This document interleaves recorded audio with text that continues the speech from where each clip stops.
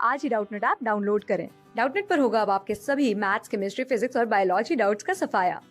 बस अपने क्वेश्चन की फोटो खींचो, उसे क्रॉप करो और तुरंत वीडियो सोल्यूशन पाओ। Download now. Hello guys. तो गाइस आज हम बात करने वाले हैं एक सर्कल के क्वेश्चन की जो आईआईटी जेई के लिए प्रिपरेशन के हिसाब से बहुत अच्छा क्वेश्चन है।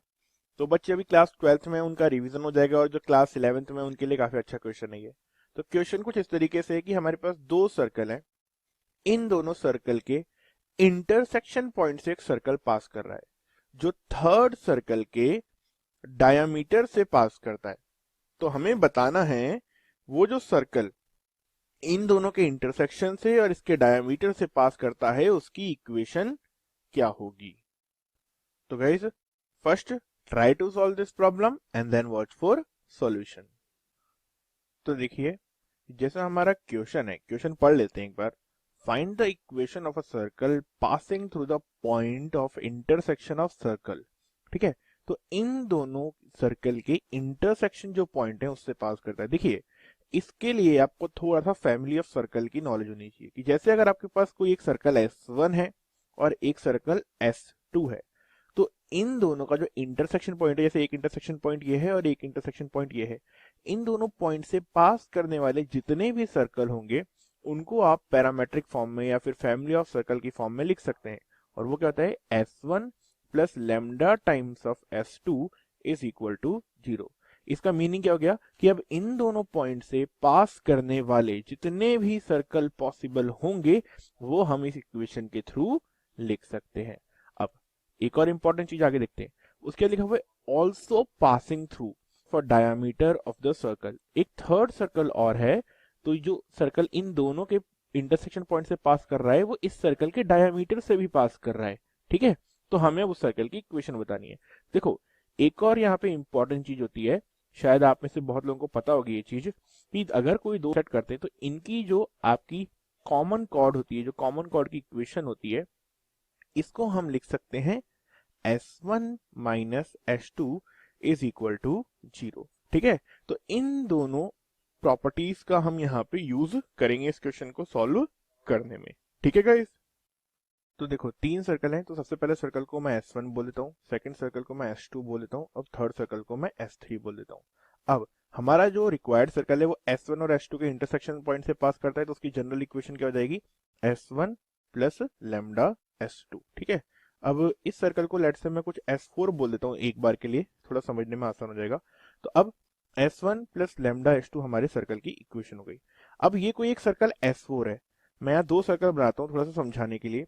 मान लो कि ये आपका सर्कल S4 है ना। अब आपका सर्कल S4 कुछ इस तरीके से है कि एक और हमारे पास में सर्कल है S3, इसके ये डायमीटर से पास करता है। तो मींस आप कुछ इस तरीके से इस क्वेश्चन को समझिए कि यहाँ पे आपका सर्कल है, ये आपका सर्कल है, ऐसे अज्यूम करिए। तो ये जो एक और सर्कल है आपका S3, इन दोनों का भी कोई पॉइंट ऑफ इंटरसेक्शन होगा, तो हमें बोला गया है कि ये क्या है, डायामीटर है। ठीक है, ये क्या है, डायामीटर है। तो अगर ये डायामीटर है, समझिए मेरी बात को, है ना, किसका, सर्कल S3 का, क्योंकि हमें बोला है ना कि सर्कल S3 के डायामीटर से पास करता है, तो ऑब्वियसली डायामीटर हमेशा सर्कल के सेंटर से पास करता है। तो मींस सर्कल S4 और सर्कल S3 की जो कॉमन कॉर्ड होगी वो कहां से पास करेगी, S3 के सेंटर से पास करेगी। S3 के सेंटर के कोऑर्डिनेट्स क्या हैं, यहां से देगा -3/2, 2 कैसे आते हैं, x के कोऑर्डिनेट का -½ और y के कोऑर्डिनेट का -½ तो आ गया -3/2, 2, ये सेंटर आ गया। अब बस इसको क्या करना है, कॉमन कॉर्ड में पुट कर देना है और फिर हमारा क्वेश्चन सॉल्व।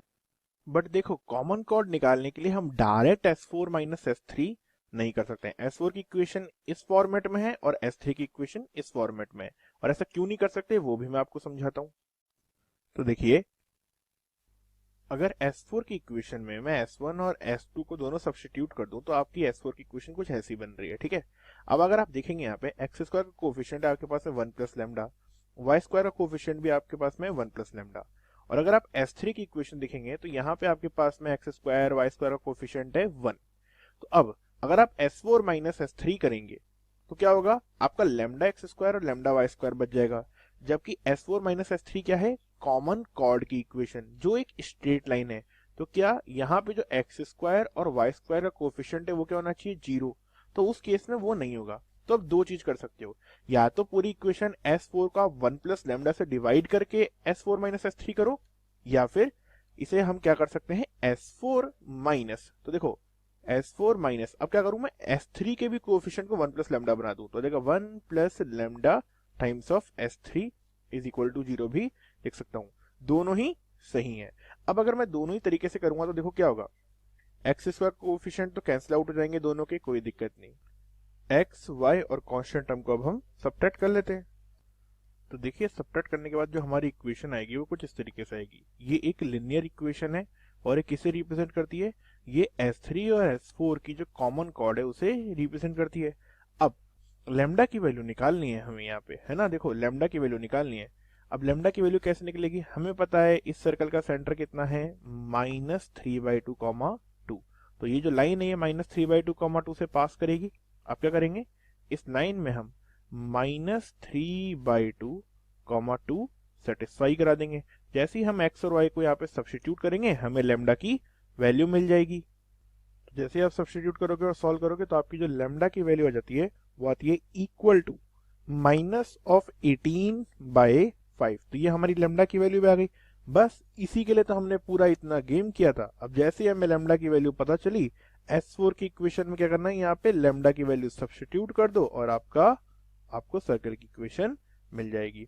तो इस क्वेश्चन थोड़ा सा कैलकुलेशन बहुत गंदी है, आई नो, बट आपको कॉन्सेप्ट समझ में आना चाहिए कि हमने क्या करा कि अगर हमारे पास में दो सर्कल देते तो फैमिली ऑफ सर्कल को कैसे यूज करते हैं और कॉमन कॉर्ड को हमने यहाँ कैसे यूज किया, ये आपको थोड़ा सा समझना था। तो आई होप ये क्वेश्चन आपके लिए कॉन्सेप्चुअली काफी हेल्पफुल रहेगा। तो गाइस अगर ये वीडियो आपको अच्छी लगी हो तो please like this video and subscribe our channel for more awesome videos like this. Thank you guys and study well. Class 6 से 12 से लेके नीट, IIT, जेईई मेंस और एडवांस के लेवल तक 10 मिलियन से ज्यादा स्टूडेंट्स का भरोसा। आज ही डाउनलोड करें डाउटनेट ऐप या व्हाट्सएप कीजिए अपने डाउट्स 8400 400 400 पर।